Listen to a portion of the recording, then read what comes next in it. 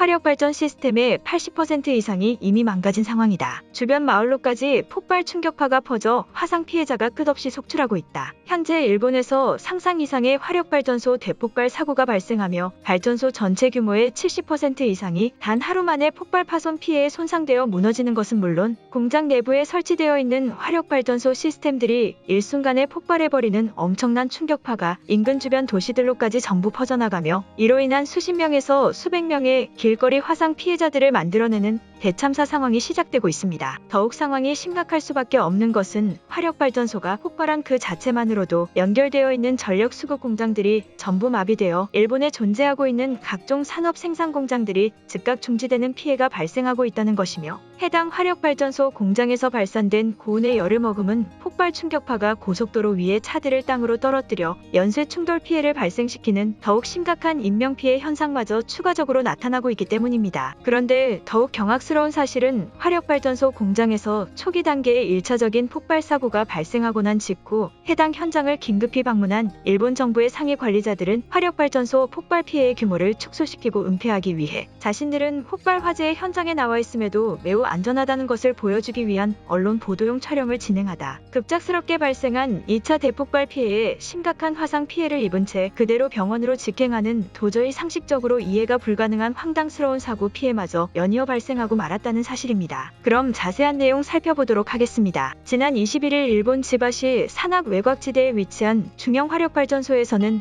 폭발력의 측정조차 불가능한 엄청난 대형 화재를 동반한 공장 폭발 사고가 발생하며 이로 인한 수백여 명의 화상 피해자들은 물론 근접해 있는 공업도시 지역의 마을이 쑥대밭이 되는 피해와 산악지대의 화재 피해까지 연이어 나타나는 충격적인 사고재해가 발생했습니다. 현장의 상황을 긴급히 속보로 전한 JJT 뉴스에 따르면 현재 지바시 외곽 직구 화력발전소에서 면적의 70%에 해당하는 엄청난 폭발 사고가 발생하며 인근 공업지대 근무자들의 전체 피난 명령 발표와 함께 화상 피해자들의 엄청난 치료 수습 절차를 진행하는 심각한 사고가 발생한 상황이다. 현재까지 지바시 구조대에 의해 파악되고 있는 폭발 충격파 화상 피해자는 단 3시간 사이 300명이 넘어가는 것으로 파악되고 있으며 단순 1도 화상의 경미한 화상 피해자도 있지만 대부분의 화상 피해자들인 1차 인접 거주자들이 공업지대 근무자인 것을 고려했을 때 최소 2도에서 3도 이상의 고열 화상 피해를 입은 것으로 파악되고 있다. 폭발 사고가 발생한 주요 원인으로는 정확한 세부 조사가 이루어져야 되는 상황이나 기본적인 화력의 온도 조절 시스템과 전력 시스템의 충돌로 인해 발생한 외부적 스파크의 기계 결함 폭발로 파악되고 있으며 폭발 화재의 현장이 수습되는 즉시 정확한 세부 원인 조사가 이루어질 것으로 보이는 피해 상황이다. 또한 고열의 화력을 다루는 공업지대였기에 이번 폭발 사고의 충격파는 엄청난 고온을 동반해 인근 소규모 도시와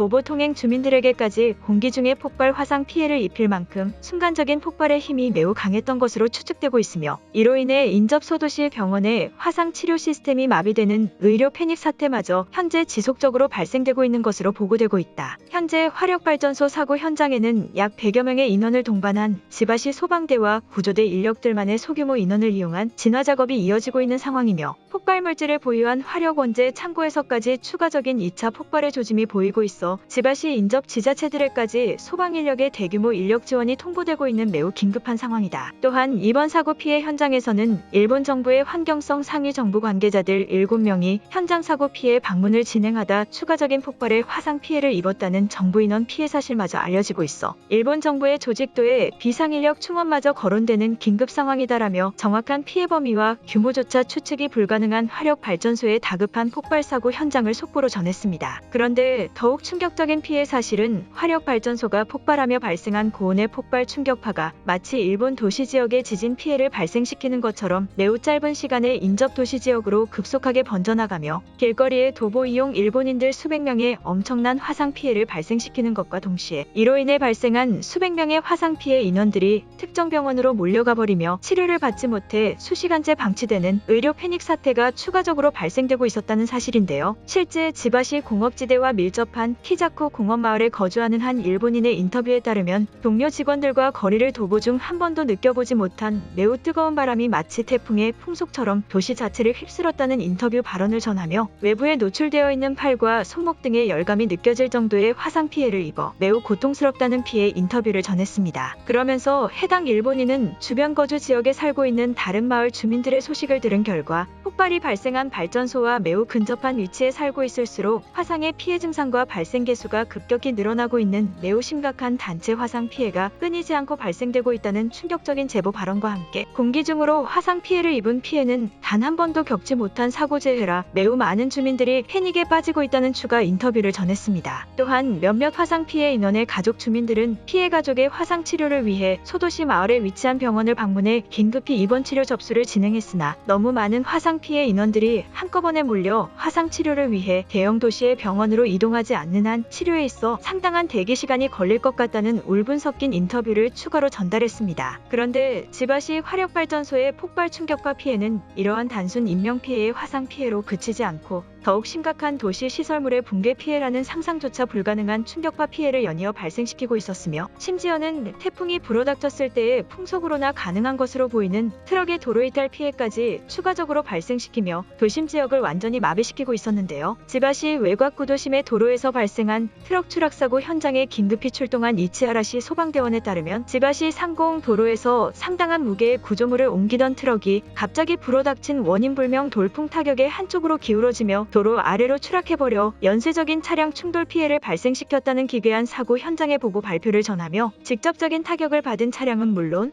해당 도로 지역 전체에 존재하던 일부 차량의 운전자들에서 화력발전소에 폭발 충격 피해가 발생하고 난 직후 차량의 제어가 제대로 이루어지지 않았다는 추가적인 피해 제보마저 받았다는 충격적인 충격파 피해의 현황 보고회를 전했습니다. 그러면서 트럭 추락 현장의 사고 현장에 직접 투입된 현장대원들은 이미 사고 현장에 도착했을 때부터 트럭 내부의 운전자는 손가락 부위에 심각한 화상 피해를 입은 상태로 기절해 있었다는 인명구조 보고 발표와 함께 세부적인 트럭 내부의 결함과 운전조작 실수로 인한 사고로 추측해 정밀 사고조사를 진행했지만 물리적인 외부 타격인 자연 돌풍으로 인한 추락 피해로 추측할 수밖에 없다며 동일한 사고 피해 시간대에 발생한 화력발전소의 폭발로 인한 피해와 매우 밀접한 연관이 있을 것이라는 현장 보고 발언을 대대적으로 전했습니다. 또한 이러한 기괴하고도 충격적인 피해에 도로와 인접 주택가 등 충격파 사고 현장을 직접 방문 조사한 와세다대의 이상기후 전문 교수인 쿠이다 연구교수는 현재의 충격파 사고 현장은 단순 화력발전소의 충격파 피해로 발생한 것이 아니라는 더욱 충격적인 현장 보고 발표를 진행해 수많은 일본인들을 매우 당황하게 만들었는데요. 와세다대의 이상기후 조사연구팀을 꾸리고 있는 쿠이다 교수의 발언에 따르면 화력발전소의 충격 여파가 상상 이상의 도심 피해를 발생시킨 것은 사실이지만 이미 지바시 전체 도심의 도로와 주택들의 심각한 누적 지진 피해로 인한 균열 현상이 시작되고 있어 피해가 더욱 가속화되어 발생하고 있다는 충격적인 현장 발표를 전했습니다. 그러면서 쿠이다 교수는 특히 트럭의 추락 사고가 발생한 도로 구간은 최근 여진의 누적 횟수가 600회 이상 발생한 지바시의 현 상황으로 보아 폭발의 직접적인 고온 충격파가 외부적 타격을 준 것보다는 타격이 가해졌을 당시 미세균열로 충격파의 타격이 그대로 전해져 도로 자체가 매우 흔들리고 불안정한 상태가 유지되어 버려 엄청난 무게를 싣고 있던 공업용 트럭이 추락했을 확률이 매우 높다는 추가적인 발언 또한 전했습니다. 또한 쿠이다 교수가 전담하고 있는 이상기후 조사팀의 연구 발표에 따르면 최근 3개월 사이 지바시 전체 지역에 발생한 외부적 자연재해의 횟수가 약 5배가량 증가한 상태라는 분석 발표와 함께 결국 이러한 상태에서 추가적으로 발생한 공장의 폭발 사고나 대형 화재 피해와 같은 인재적 사고가 겹쳐진다면 자연재해의 피해 규모보다 더욱 큰 도시 패닉 현상이 나타날 수도 있다는 엄중한 경고의 분석 발언을 대대적으로 발표했습니다. 그런데 이러한 소식을 들은 일본인들은 아직까지도 일본의 국가적 재난 상황의 현실을 파악하지 못한 모습을 보이며